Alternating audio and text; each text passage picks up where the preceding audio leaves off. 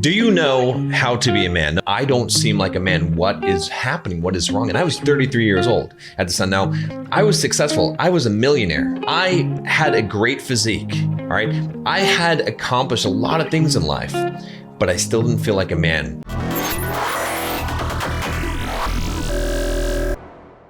This is from Kevin. Kevin says, John, I'm a 33-year-old male on the personal development journey. It started with pickup and has morphed into wanting more than just talking to women. I became aware of shortcomings in my life beyond attraction. All right. Now, a lot of people don't understand why I teach men pickup. All right. It's interesting. All right. Even I talk to women about this all the time, and they're like, well, why are you trying to teach guys how to get laid and stuff? All right. I totally get it. But the thing is, most guys that go down this path of learning, let's say pickup or game, really, you could say learning how to talk to women, all right? Learning how to be sexual with women, how to approach an attractive woman and to potentially get her to sleep with them, all right? All right, however far you want to take it, however you want to call it, whatever. I'm not talking about, sleazy stuff and manipulation tactics. I'm just talking about, basically, can you go out to a nightclub or a bar and go talk to women there and then potentially have one of them go home with you or go on a date with you? All right, that's what I'm saying. Now, a lot of people frown on that. They're like, John, why do you teach this stuff? It's part of the development as a man. Now, could you bypass this? I'm sure, but I see a lot of guys that get into this because it's their deepest insecurity. And once they start working on this part of themselves and they start becoming confident, what ends up happening is that they start moving into other areas of personal development. They want to grow themselves because they start to see the deficiencies and they start to see life and reality more clearly. And because of that, they realize where they actually stand. And they realize the other weaknesses that they have, and they get on this path of personal development because it is really improving yourself. Because for most men, it is your greatest weakness. Admit it, that you are afraid of women. You're afraid to talk to them. You're afraid of being rejected by them. You doubt your own abilities. All right. You doubt your attractiveness. You doubt your success in that area. And once you start to gain success in that area, it creates this confidence. It creates this feeling of, I don't want to say security, but it's more of this feeling of I can accomplish things. It builds some worth. Now, again, should you get your worth from external validation? Absolutely not. But to some degree, initially, it's an important milestone for men to get to figure out that, that they have a value, that they can do something that they thought was impossible. So there you go. All right. So he says here, I'm dissatisfied with my dead end job and my perceived inability to become financially independent. All right. The winds of entrepreneurship are stirring in me every day, but I feel I don't know how to get started. I know and feel it in my bones that I am meant for more than just having a typical job. I reject the idea of a safe and practical life. Okay. This is good. This is good. It's poetic. I applaud you for sending me an email that actually has sentence structure, has paragraphs, okay, is thought out. It looks good. All right, I'll say, but that's good. All right, this is good. These are good things. All right. He says, but there's something I struggle with every day is still feeling like a boy inside instead of a man. I didn't have male role models growing up and was raised by my mom. I've lived at home until last year and was a pothead gamer. Okay. So we're looking at 1 year, right, after moving out, right? Some progress has been made here, all right? Feel like a boy instead of a man. Can you relate to that? I can relate to that, all right? Didn't have male role models growing up. Even if you had male role models growing up, all right? A lot of you guys, did you say, oh yeah, I did have a father. I had a father.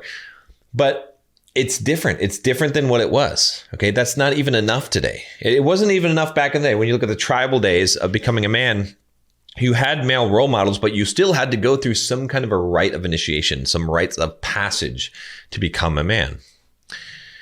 I made a promise to myself that my 30s would be the best decade of my life, and I knew how to take action. Good. I gave up weed, quit video games and porn, and moved to a new state with just a couple $1,000s and got a small apartment in college town. Okay, perfect, good. I work out 7 days a week, trail run, and take care of my dog. I'm generally attractive, tall, nice body, dress well, but these things don't make me feel like a man. There's still more boyishness inside me. I'm still a bitch, I feel like. All right, so this is true, guys. All right, this is what's going to happen. You can turn your life around. You can get in shape. You can start going to the gym. You can start do trail running, whatever it is. You can be tall. You can be attractive. You can dress well. All right. What I'm saying is this. Okay. You guys need to understand this. Is all that stuff isn't going to change because it's not going to change who you feel like inside. Right. It's good. It's a good step, but it doesn't make you a man. Right? You can be successful. You can be all these things and not be a man. What is it that makes you a man? I'm going to tell you. All right. And before I do, actually, and we're going to get to more of this, go check out, by the way, Bulldog Mindset membership. All right. I want it. This is brought to you by the Bulldog Mindset membership. No, seriously, though. The reason why I'm saying this is because I create a whole community about becoming a man. All right. That's what Bulldog Mindset membership is. There's a link down below. $7 for the first month, and you can join the membership. I'd encourage you to go over here and check out the platinum membership. I have a lifetime membership. It's the best deal. Honestly, it's a little expensive, but you get a lot of stuff. I'm not going to go over all the bonuses and stuff, but it is well worth it. But at the very least, join the Bulldog Mindset membership. You're going to find a ton of value in there about how to be a man, right? And part of the thing I'm going to tell you, the reason why I'm giving you this little advert right now is because in order to become a strong man, you have to be around strong men. This is so critical. This is why we have weak men today. This is why men don't learn how to be men. All right. But before I give you all of the secret sauce, like I said, go check out Bulldog Mindset membership because it's all about this. It is literally about how to become a man. All right. And how to feel like a man. We're going to keep going on here. He says, in interactions with women or other men my age, I feel like a boy. This is interesting. All right. I desire validation and come off needy even when trying to suppress it. And there are times I let people walk on me. I still care too much what people think, which has been a problem for me since middle school. I'm getting better at these things and learn from the experiences, but I feel I'm just treating symptoms. I've realized I need to address the internal source of my defects of character, but when and how does this happen? What does it feel like? Is it turning a corner or is it an everyday progression? These are great questions. I don't think I'm taking enough action. My results are superficial because I'm just scratching the surface. How do I delve deeper? This is such a good question. I could make 50 videos talking about this, but that's why I said, like I said, seriously though, Bulldog Mindset membership, I've got a lot more content that goes into a lot of the details here, but I'm not going to leave you hanging. I'm not just trying to advertise a membership, even though you guys should join. It's really the best thing. But, aside from, I guess, doing one-on-one coaching with me, but I'm going to talk about this. We're going to address some of these things. There's so many places. I'm going to try and condense this down so it's not too long. And like I said, if you want more stuff in the membership and if you have more questions, I'll address those. But let's kind of look at this line by line. All right. In my interactions with women or other men my age, I feel like a boy. That's interesting. Okay. So why is that? Why do you feel like a boy? Okay, well, there's some hints to this. I desire validation, come off needy. Okay, so we're going to talk about this, all right, and letting people walk on you. So here's the thing that you need to understand in order to become a man, all right, to really become a man, all right, it's not just a biological thing, is that a man does what he wants in life and accepts the consequences for his actions, the full consequences. If you're not willing to accept the consequences, if you're trying to please people, if you're doing things and you're relying on the judgment of others to determine whether or not you are on course, you are not a man. It means that if your judgment doesn't come from you, if it comes from what other people think and say about you and to you, you're not a man. You have to cast off this judgment of others. What I talk about a lot of times, and I have a whole talk I did at the 21 convention called How to Be a Man. I talk about one of the essential things, which is metaphorically killing your father. Okay, metaphorically, what does this mean? I've got videos on this topic as well, all right, and in the membership. It means that you kill your father's value system You kill his judgment of you, your need for his validation and approval. See, most of us growing up as men, and even if you don't have a father or a father figure, you see your mother or society as that. It becomes, there's always a substitute father. And what you have to do is you have to say, no, I don't require approval. I don't require approval of the father. I don't require approval of anyone. I give myself approval. See, I am the one who determines whether I did a good job or not. There's no one else, okay? We talk about integrity. Integrity is doing the right thing, whether no one's looking or not. Why? Because you care about your own approval. It's not just doing this for no reason. It's because you cannot approve of yourself. You do not feel good about yourself. You do not feel like a man unless you're doing what you believe is right. Not what other people, not what news and media tells you, not what the politics tell you, not what cause you're supposed to support or what pill you're supposed to believe in. And that changes over time as you develop awareness and you gain an understanding and wisdom, but it is your journey and your path. And there is no excuse. There is no, I was just following orders. There is no, I was just listening to what people told me. Very, very critical. So the idea is that you're metaphorically killing your father. You're killing that approval. You don't need his approval. You're killing his value system. You are taking up the throne and you are crowning yourself king and taking the scepter and sitting on the throne and making your own kingdom. Then you interact with your father or the father figure in your life or society as the father, as peers. We are both tribal leaders. We are both kings. We respect each other. I went through this with my father. We had a rocky relationship during this period. We didn't talk to each other for some time because I set those boundaries. I said, I am king now. And he didn't want that. And he shouldn't. He's supposed to fight that. Your father is supposed to fight that. The world is supposed to fight you and challenge you and say, no, you think you can rule your own kingdom? No. But you have to take a stand and you have to say no. I will do whatever the fuck I want to do and I will accept the consequences for my actions. Only me. I will never blame anyone. I will take full responsibility for my life. Live or die, whatever I do, it is my choice, and I am the only one that I will be accountable to. Let's break this down some more. He says here, I desire validation and come off needy even when trying to suppress it. Don't try and suppress it. Don't be needy. Don't need.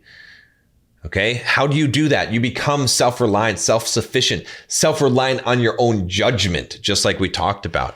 Then you don't come across needy because you don't need anything. You may want some things. I let people walk on me. Boundaries. Boundaries. There's a book called Boundaries. I recommend all the time. It has a heavy dose of Christian theology in it, but don't let that put you off from reading the book. Read another book, Iron John. It's a little weird. Read it. Way the Superior Man by David Deida. These are all in the Bulldog Mindset membership, by the way. If you haven't checked it out, go do it. Go join us in the book club and the book summaries in there. All right, I'm giving you books. The Way of Men by Jack Donovan, good friend of mine. Awesome guy. Some critical things. You need to read these books and understand these things.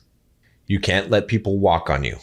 You don't have to be an asshole, but you must have your values be number one.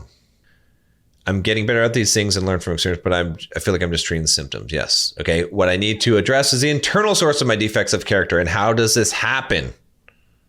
How do you address the internal defects of your character? You purge it out from you by taking the risk. Doing some pickup, learning to talk to women. You're taking risk. You're facing rejection. Good. That's good. That's a step. Face other forms of rejection. Go further. Okay. Read the books I said. Join the Bulldog Mindset membership if you haven't already. All right. I'm not just trying to pitch you the membership. But hell, join some group of men. All right. Strong men, though. All right. Get some guidance from somewhere. Find father figures that will be mentors that will guide you. You must break away from them even as well. But find other men to be mentors to you. How do you change it internally? You absorb. You put it into practice. You accept the consequence of your actions. You make a choice. You say, I'm going to do what I believe is correct. I don't care what someone else says about it. And you accept the consequences of those actions. You stop blaming. Is it like turning a corner, he says? Or is it an everyday progression? What does it feel like? It's both. Sometimes you turn corners and you're like, I've had enough. I'm done. I'm done with this. I remember coming back from a Tony Robbins seminar. I remember he said, the quality of your life is a direct proportion to the amount of uncertainty you can comfortably live with. And I said, all right, I'm done with certainty. I am embracing uncertainty in my life from now on. And I stopped doing a lot of things that I was doing. I embraced that I was going to do what I chose to do with life, and I was accept whatever consequence came. But some of the things were progressions over time, right? As I grew, as I read books, as I pushed myself physically, as I pushed myself mentally, as I kept on looking for the defects, as I kept on looking for the things that were my weaknesses, and I forced them to be brought to the surface so that I could work on those things. And there's a lot more to this. I could talk about this for hours, but this is some starting points. You're going to have to find your own journey as a man in life. It's true. And it's little things. It's little steps along the way. Let me tell you, in dealing with women, in your relationship with women, you can't be afraid of loss. You have to say, don't talk to me like that. You have to tell people that. You have to say, that's not cool. You have to be willing to risk that. You cannot be a peacemaker and be a man.